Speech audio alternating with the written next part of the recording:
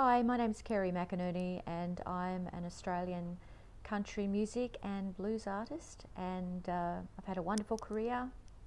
I've really enjoyed my life. I'm have a wonderful family, my grandmother. I have two beautiful grandchildren and a daughter and a man that loves me, and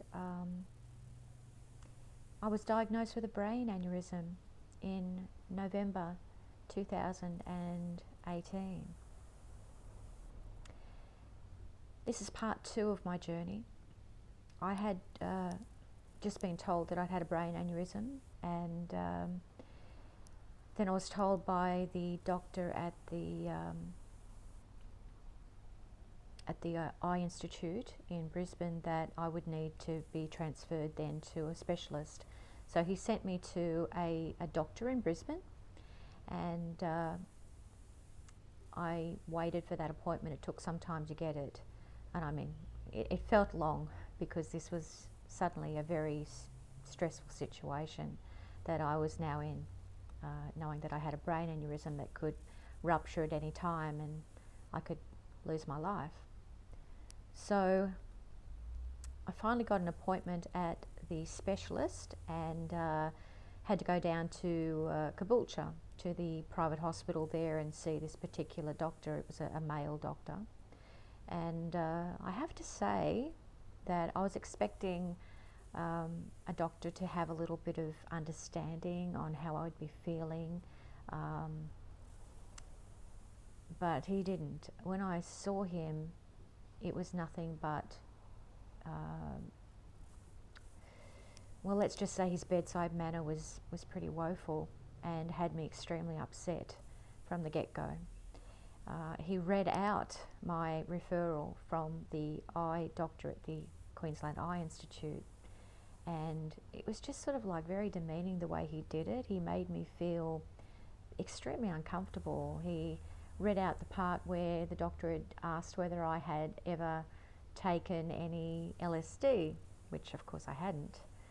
No sorts of drugs in my life, and but the doctor was kind of looking at me as if to say, yeah, okay, I know you have. It was really strange. It was the strangest experience I've ever had with a surgeon, a specialist in my life. And by the end of it, he basically said, well, you know, the position of this aneurysm, it's right behind your eye, and it will need clipping, and I don't really want to operate on it. I wouldn't operate on it. It's too dangerous to operate on.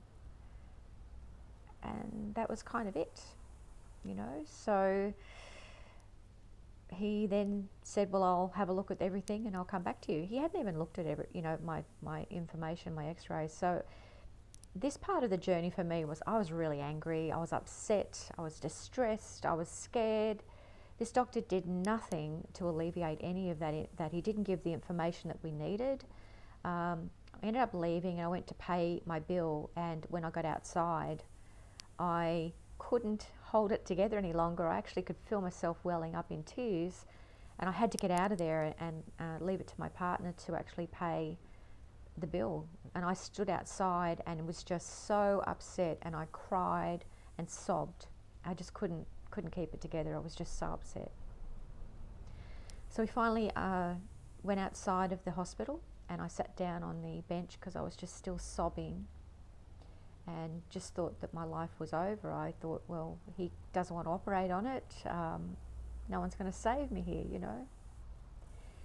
And the one moment of that particular day that was beautiful was that as I was sitting there, this lady came along and she said, oh dear, darling, you okay? You all right? You need a hug. You need a hug. She said, what's wrong? What's wrong? And we told her what had happened. We just had some bad news. She said, oh, you need a hug. You need a hug. So she wrapped her arms around me and gave me this hug, and I just sobbed on her shoulder. I'd lost my mum a couple of years before, and in times like this, you kind of need your mum. And I can't explain it, but that woman coming along, wrapping her arms around me, I just felt like it was my mum hugging me and making everything all right.